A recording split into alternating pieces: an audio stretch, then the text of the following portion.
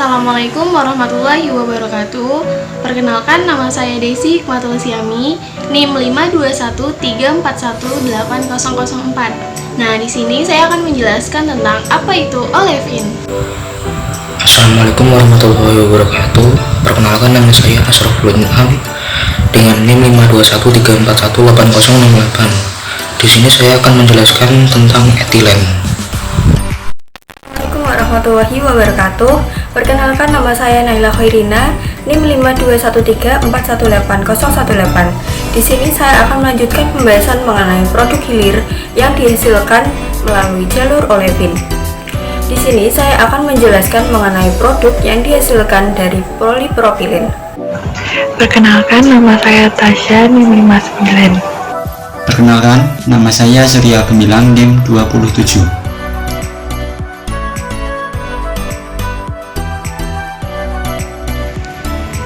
Saya akan menjelaskan apa itu olefin. Nah, olefin adalah suatu senyawa hidrokarbon tidak jenuh yang mempunyai ikatan rangkap terbuka. Ikatan rangkapnya itu antara C dengan C, dan dia itu terbuka antara ikatan H dengan H, sehingga dia itu tidak siklik atau tidak nyambung. Kemudian akibat dari sifat seperti itu, senyawa ini dapat dengan mudah berpolimerisasi antara satu dengan yang lainnya, membentuk suatu bahan atau produk polimer. Kemudian cara mendapatkan olefin. Bagaimana sih cara mendapatkan olefin? Nah, dengan cara jalur olefin memiliki bahan baku nafta dan juga etana yang akan membentuk hidrokarbon olefin. Jalur olefin ini menggunakan proses cracking atau perengkahan pada bahan baku nafta maupun etana. Jalur olefin menggunakan proses cracking atau perengkahan pada bahan baku nafta maupun etana. Nah, produk apa saja yang dihasilkan dari nafta dan juga etana dapat dilihat pada tabel berikut. Nah, di tabel ini kita fokuskan pada etana dan juga nafta. Di situ untuk etana dia menghasilkan etilen, polietilen, etil alkohol, etilen oksida dan sebagainya. Lalu untuk nafta dia menghasilkan olefin, 4PE, yaitu jenis plastik, kemudian ada PP juga jenis plastik, LPG, CBFS dan lain sebagainya.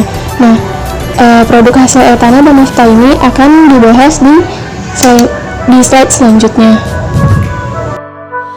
Produk hilir petrokimia yang dihasilkan melalui jalur olefin ada 3, yaitu etilena, propilena, dan butilena atau butadiena.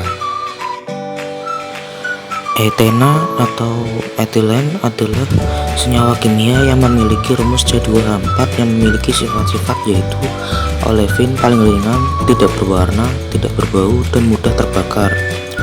Adapun penggunaan etena dalam dunia industri cukup luas, antara lain etanolamines, etilen glikol, polivinil klorida, asam asetat, polivinil asetat, serat akrilat, plastik skrilat, dan polietilena. Etilen glikol adalah cairan yang tidak berwarna dan sangat larut dalam air. Titik didih dan titik beku etilen glikol masing-masing yaitu 197,2 derajat Celcius dan minus 13,2 derajat Celcius. Etilen glikol juga bisa diperoleh langsung dari etilen dengan 2 metode, asetoksilasi oksiran dan oksiklorinasi Teijin proses. Produksi etilena glikol dari formaldehida dan karbon monoksida. Kemudian contoh produk kedua dari etilen adalah etanolamines. Etanolamines itu campuran mono dibenztrethanolamina diperoleh melalui reaksi antara etilen oksida dan amonia berair. Reaksinya kondisi sekitar 30-40 derajat Celcius. Nah, tentunya sebelum kita pembuatan produk seperti contoh sebelumnya tadi, kita harus membuat etilennya terlebih dahulu. Pembuatan etilen itu dapat dilakukan dengan 2 cara, yaitu dehidrasi etanol dan thermal cracking. Thermal cracking memiliki bahan baku yang lebih murah dibandingkan proses dehidrasi etanol, serta tidak hanya menghasilkan etilen sebagai produk utama, namun menghasilkan produk samping yang berupa metana dan butana yang akan digunakan sebagai bahan bakar dalam proses. Sedangkan produk samping lainnya dari proses pembuatan dengan thermal cracking yang berupa metana dan butana atau LPG dapat dijual dan digunakan sebagai bahan bakar industri. Selanjutnya, propilen sendiri merupakan alkena reaktif yang dapat dihasilkan atau diperoleh dari aliran gas kilang, terutama dari retakan proses atau proses cracking. Sumber utama propilen ini sendiri berasal dari steam cracking hidrokarbon. Propilen ini dapat dipolimerisasi atau dikopolimerisasi dengan monomer lain seperti etilen. Berikut ini saya jelaskan beberapa contoh yang dihasilkan dari propilen itu sendiri. Yang pertama yaitu isopropanol. Produksi isopropanol ini dari propilen yang terjadi baik secara reaksi hidrasi langsung maupun secara reaksi sulfasi. Berikut saya jelaskan mengenai metode hidrasi, yaitu propilen yang dihidrolisis yang menghasilkan isopropanol. Isopropanol sendiri berfungsi sebagai agen dehidrasi dan agen pembersih. Adalah alil alkohol. Alil alkohol ini diproduksi oleh isomerisasi katalitik propilena oksida pada sekitar suhu 280 derajat Celcius. Reaksi ini menggunakan katalis litium fosfat. Alil alkohol ini digunakan dalam industri plasticizer sebagai zat antara kimia dan dalam produksi gliserol. Selanjutnya yaitu gliserol. Gliserol merupakan alkohol trihidrat yang bermanfaat karena adanya 3 gugus hidroksil. Cairan ini tidak berwarna dan agak kental dengan bau manis. Gliserol dapat diproduksi melalui alil alkohol yang diepoksidasi. Berikut reaksinya yaitu alil alkohol yang direaksikan dengan hidrogen peroksida akan menghasilkan glisedol, yang kemudian glisedol itu dihidrolisis yang akan menghasilkan gliserol. Selanjutnya yaitu akrilonitril. Akrilonitril merupakan cairan yang tidak berwarna yang mudah menguap, di mana reaksinya untuk mendapatkannya yaitu propilen yang direaksikan dengan amonia dan juga oksigen dengan adanya katalis berbasis oksida campuran dan akan menghasilkan akrilonitril dan air. Akrilonitril ini dapat digunakan terutama sebagai monomer untuk pembuatan poliakrilonitril, homopolimer, atau beberapa kopolimer penting seperti stirena akrilonitril, akrilonitril butadienastiren, dan yang lainnya. Nah, selanjutnya propilen ini dapat dijadikan produk polipropilen. Nah, pada monomer propilen ini akan terpolimerisasi menjadi polimer sederhana dan resin plastik propilen dengan kali stereospesifik aluminium alkil atau ziglenata. Nah, penggunaan propilen ini diantaranya sebagai pengemasan tekstil pada contohnya tali pakaian dan dalam thermal dan berbagai tipe wadah pemakaian ulang serta bagian plastik. Selain produk propilen yang dapat saya sebutkan di atas, masih banyak produk propilen yang lain yang dapat dihasilkan melalui jalur Lewin. Seperti contohnya akrilik asid yang dapat dihasilkan melalui proses oksidasi dari propilen itu sendiri, aseton yang dapat dihasilkan melalui hidrasi dari isopropanol, polikristalat yang dapat dihasilkan dari amoksidasi propilen yang menghasilkan asetronitril kemudian dipolimerisasi yang akan menjadi poliakrilat. Chemical from butadin. Butadin adalah gas yang tidak berwarna, tidak larut dalam air tetapi larut dalam alkohol. Ini dapat dicairkan dengan mudah di bawah tekanan. Senyawa reaktif ini berpolimerisasi siap di hadapan inisiator radikal bebas. Butadin terutama diperoleh sebagai produk sampingan dari sistem cracking hidrokarbon dan dari perengkahan katalitik.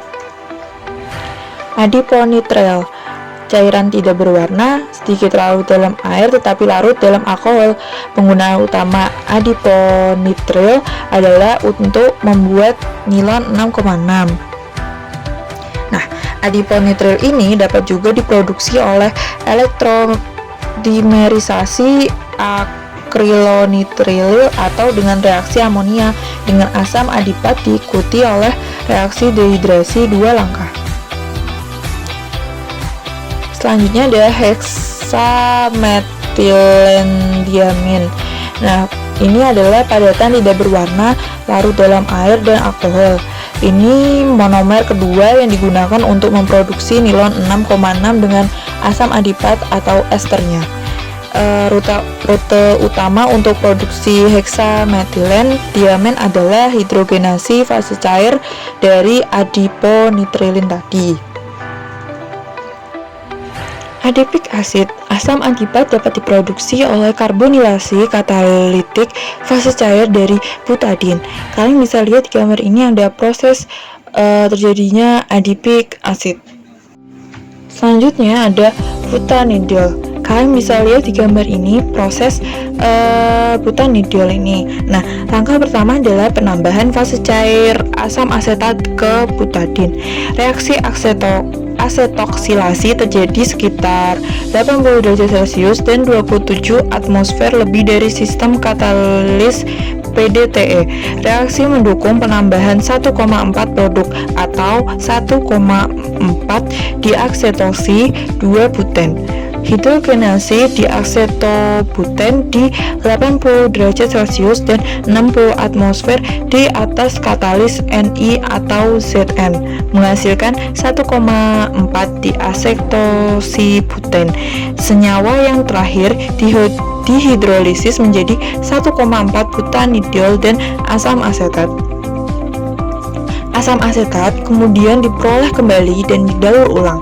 Butanidol terutama digunakan untuk produksi poliester termoplastik. Kloropren. Butadin menghasilkan kloropren melalui klorinasi suhu tinggi untuk campuran diklorobuten yang diisomerkan menjadi 3,4 diklorobuten. Senyawa ini kemudian didehidroklorinasi menjadi kloropren. Suhu optimal untuk hasil sulfon tertinggi adalah sekitar 75 derajat Celcius pada sekitar 125 derajat Celcius. Sulfolen terurai menjadi butadin dan SO2. Metode sederhana ini dapat digunakan untuk memisahkan butadin dari campuran olefin C4 karena olefin tidak bereaksi dengan SO2. Sulfolana adalah senyawa yang dapat larut dalam air dan sangat polar dihargai karena sifat larutnya. Lalu ada acrylic oligomers of butadin.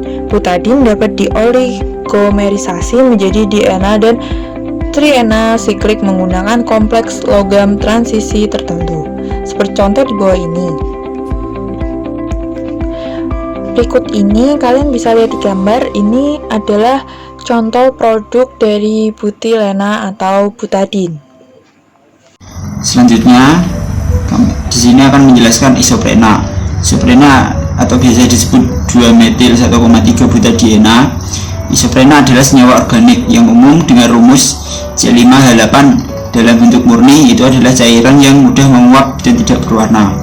Isoprena adalah hidrokarbon tak jenuh. Ini diproduksi oleh banyak tanaman dan hewan termasuk manusia, dan polimernya adalah komponen utama karet alam. J.G. William menamai senyawa tersebut pada tahun 1860 setelah memperolehnya dari dekomposisi termal pirolisis karet. Dia dengan benar menyimpulkan rumus empiris C5H8. Cara mendapatkan isoprena yaitu pertama kali diisolasi melalui dekomposisi termal karet alam. Isoprena paling mudah tersedia secara industri sebagai hasil samping dari pemecahan termal nafta atau minyak bumi. Sebagai hasil samping dalam produksi etilen, kira-kira 95% dari produksi isoprena digunakan untuk menghasilkan cis 1,4 polyisoprena, satu versi sintetik dari karet alam. Sekian dari kelompok kami. Wassalamualaikum warahmatullahi wabarakatuh.